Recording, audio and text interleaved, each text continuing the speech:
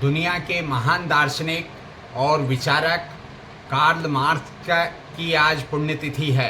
Karl Marx दुनिया के ऐसे विचारक हुए हैं जिन्होंने पूरी दुनिया में मार्क्सवाद क्या होता है, मार्क्सवादी क्या सोचते हैं और पूंजीवाद से कैसे लड़ा जाए, मजदूर और सर्वहारा वर्ग के माध्यम से किस तरह से क्रांति की जाए, इसको सिखाया और पूरी दुनिया को कम्युनिस्ट आंदोलन से जोड़ने की कोशिश की। कार्ल मार्क्स को भारत ही नहीं पूरी दुनिया के देशों में माना जाता है और आज पूरी दुनिया में उनकी पुण्यतिथि मनाई जा रही है। इंदौर में भी उनकी पुण्यतिथि को लेकर कार्यक्रम आयोजित हुआ।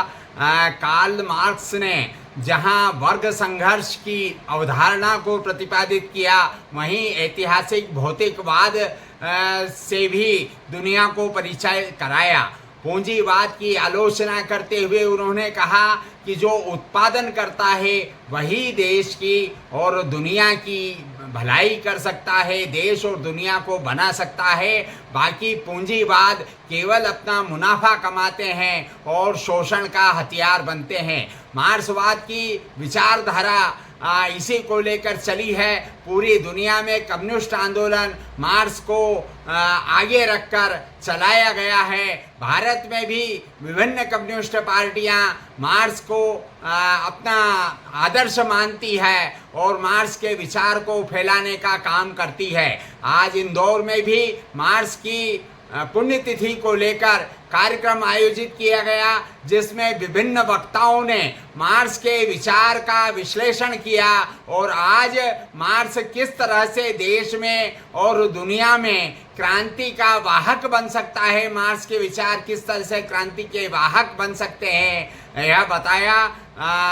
मार्क्स को लेकर इंदौर में हुए कार्यक्रम की एक रिपोर्ट रामस्वरूप मंत्री द्वारा। हम समाजवादी वैज्ञानिक समाजवाद कैसे दुनिया के महान विचारक कार्ल मार्क्स की पुण्यतिथि पर इंदौर में भारतीय कम्युनिस्ट पार्टी के कार्यालय शहीद भवन पर आयोजन हुआ। आयोजन में विभिन्न वक्ता शामिल हुए, राजनीतिक सामाजिक कार्यकर्ता शामिल हुए और उन्होंने संकल्प लिया कि आगामी दिनों के अंदर राजनीतिक कार्यकर्ताओं का प्रशिक्षण शिविर चलाया जाएगा, जिसमें कार्ल मार्क्स सहित वामपंथ और समाजवाद क्या हो और कार्यकर्ता किस तरह से काम करें, किस तरह से संघर्ष की आवाज दे, संघर्ष को आवाज दे, यह किया जाएगा। इसी तरह की विचार गोष्ठियां भी लगातार आयोजित की जाएगी। यह संकल्प आज की विचार गोष्ठी में लिया गया। आज की इस विचार गोष्ठी में विभिन्न कम्युनिस्ट पार्टियों में काम करने वाले कार्यकर्ता शरीक हुए। चरित्र दिखाता है और जब पूंजीवाद अपना कार्य करता है तो उसके अंदर जो प्रोड्यूसर होता है, जो काम करने वाला होता है और जो काम लेने वाला होता है, यानी कि जो शोषक होता है और जो शोषित होता है, उनके बीच में वर्ग संघर्ष के हालात पैदा होते हैं। वो हालात जब पैदा होते हैं तो क्रांति की स्थितियां उत्पन्न होती हैं। अब आप इसको, मैंने बहुत बड़ा संक्षिप्त में वो सारे वहां पे पहुंचा। अब आप इसको आज के परिप्रेक्ष्य में सोचिए। आज जैसा साथी प्रमोद ने बोला, हम एक ऐसी स्थिति में खड़े हैं, मैं तो उसको बोलता हूं कि हम फासिज्म के प्रवेश द्वार पे खड़े हैं। संसार जो है आज फासिज्म के प्रवेश द्वार पे खड़ा है। फासिज्म का असली चेहरा अभी भी हमारे सामने आया नहीं है। जो हम ये सारी घटनाएं देख रहे हैं, चाहे वो नेतन्याहू हो, चाहे वो मोदी हो, चाहे वो ट्रंप हो या और भी कोई हो, ये सब जो है बहुत छोटे मोहरे उस सारी विचारधारा के हैं। आने वाला समय यदि यही सब कुछ चलता रहा तो बहुत खराब स्थिति में इस संसार को अपने आप को पाना होगा, संसार अपने आप को पाएगा उस खराब स्थिति। लेकिन यहाँ पे मैं इस चीज का इनकार नहीं करता कि समाज में विभेद नहीं है, वर्ग संघर्ष की परिस्थितियां नहीं है, ऐसा नहीं है, ऐसा है। वर्ग संघर्ष की परिस्थितियां हैं, शोषण अपनी चरम पे है, पूंजीवाद अपनी नग्नता को बिल्कुल खुलेआम प्रदर्शित कर रहा है और उसकी जो घिनौनापन है वो सबके सामने आ रहा है। बावजूद इसके पूरा संसार, पूरी दुनिया में, मैं खाली हिंदुस्तान के परिप्रेक्ष्य में नहीं बोल रहा, मैं पूरी दुनिया के परिप्रेक्ष्य में यदि सोचो तो वो दूसरी दिशा में जा रहा है। वो उसका हल जो है वो लाल झंडे के नीचे नहीं देख रहा, वो क्रांति में नहीं देख रहा, उसका हल वो भंडारे में देख रहा है, उसका हल वो, मतलब मैं अपनी लोकल भाषा में उसको परिभाषित करने की प्रयास कर रहा हूँ कि वो गणेश उत्सव में उसका हल देखता है। वो उसका हल जो है अलग अलग किस्म के उत्सव, आप इंदौर शहर के छोटे से उसमें चले तो आप ये पाएंगे हर हफ्ते आपको एक नया बैनर शहर के मुख्य सड़कों पे लगा हुआ मिलेगा। फलानी यात्रा निकल रही है, फलानी, अभी एक नई चली है वो राम भक्त यात्रा चालू होने वाली हुए लोग है ना। जिनके पास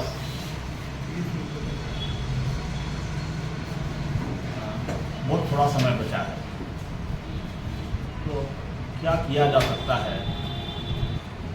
हमारा कोई उपयोग हो तो आप उपयोग कर गोष्ठी सकें। की अध्यक्षता वरिष्ठ पत्रकार विचारक हरनाम सिंह जी ने की। शिक्षण की चली थी, तो मुझे क्षमा करें कि क्योंकि मैं अपनी जवानी में विद्यार्थी जीवन से ही कम्युनिस्ट पार्टी के संपर्क में आ गया था और प्रबंध का शुरुआत हुई। मेरा ये मानना है कि कम्युनिस्ट पार्टी का मेंबर होना अलग बात है और कम्युनिस्ट होना अलग बात है। हम जो आज कम्युनिस्ट पार्टियों के नाम से जितनी भी पार्टियां चल रही है और हम जो छोटे छोटे आपसी मतभेदों को देख रहे हैं कि ये तुम्हारा कार्यक्रम नहीं, तुम्हारा कार्यक्रम, मैं नहीं आऊँगा, नहीं तुम मत आओ। अगर कम्युनिस्ट है तो मेरे लिए तो ये है कि जहाँ लाल झंडा है मैं तो पहुँच जाऊँगा। बैनर पे क्या लिखा है मेरे को उससे कोई मतलब नहीं है। जहाँ संघर्ष हो रहा है अन्याय के खिलाफ, मुझे वहाँ होना चाहिए। कोई भी करता हो, कम्युनिस्ट की यही पहचान है। और हमने जो प्रशिक्षण लिया था ये इतना सरलीकरण नहीं है। आप अगर से समझें कि हफ्ते में या 15 दिन में 2 घंटे की चर्चा में हो जाएगा तो कहते हैं कि एक पुनर्जागरण काल आया दुनिया के अंदर, यूरोपीय औद्योगिक क्रांति हुई और वो हुई विज्ञान के आधार पर। कि जब जो सामंतवाद था उस सामंतवादी मूल्य जब धीरे धीरे खत्म होने लगे और सामंतवाद के गर्भ से पूंजीवाद ने जन्म लिया और उस पूंजीवाद के जन्म के साथ कुछ समाज में नई नई चीजें खड़ी हुई, ठीक है। लेकिन कार्ल मार्क्स सबसे पहले थे जिन्होंने ये दिखाया कि ये शोषण जो है वो शोषण का रूप क्या है। ये कबीलाई समाज से लेकर जब से समाज में स्थायी संपत्ति आई तब से लेकर आज तक शोषण बदस्तूर जारी है। और पूंजीवादी व्यवस्था में किस तरीके से मजदूरों का शोषण होता है ये सबसे पहले समाज के सामने लाने वाले थे कार्ल मार्क्स। ये शोषण का रूप क्या है, शोषण कैसे होता है, कैसे एक पूंजीपति मजदूर की जो मजदूरी है उससे अतिरिक्त आय प्राप्त करके अतिरिक्त उत्पादन पैदा करके कैसे इस व्यवस्था को संकट की तरफ ले जाता है, ये लेकर आए।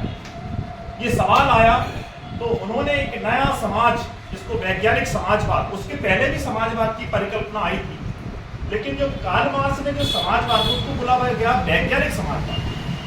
क्योंकि जो दुनिया के तमाम वैज्ञानिक एक जगह अटक गए थे कि आखिर इस दुनिया को चला कौन रहा है, वस्तु के गति का नियम क्या है।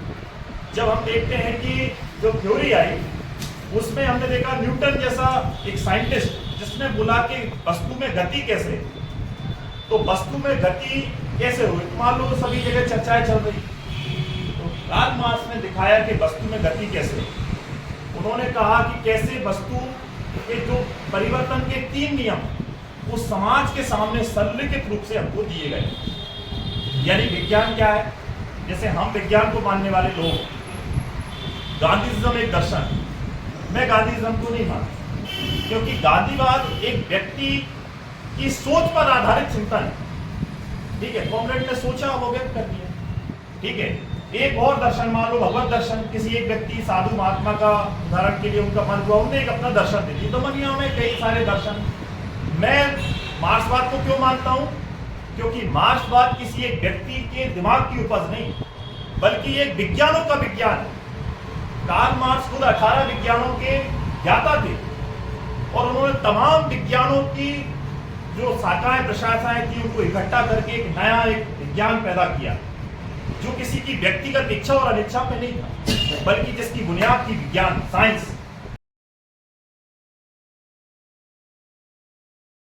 कार्ल मार्क्स, जिसका नाम रखते हैं कार्ल मार्क्स, वो आगे बढ़ के वो एक छोटे से गांव में पैदा होता है, ट्रैड नाम है उसका गाँव का। और वहाँ स्टेट जी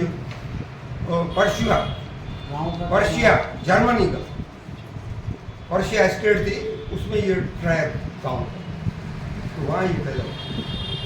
इसकी सारी पढ़ाई जर्मनी में होती है, ग्रेजुएशन जर्मनी में करता है। और इसका जो जन्म हुआ वो 5 मई 1818, यानी आज से कितने साल पहले,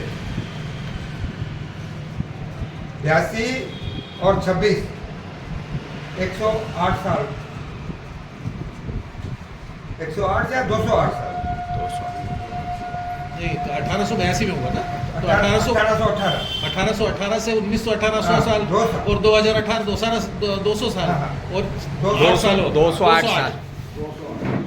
तो ये जो है पढ़ाई उसने वहाँ करी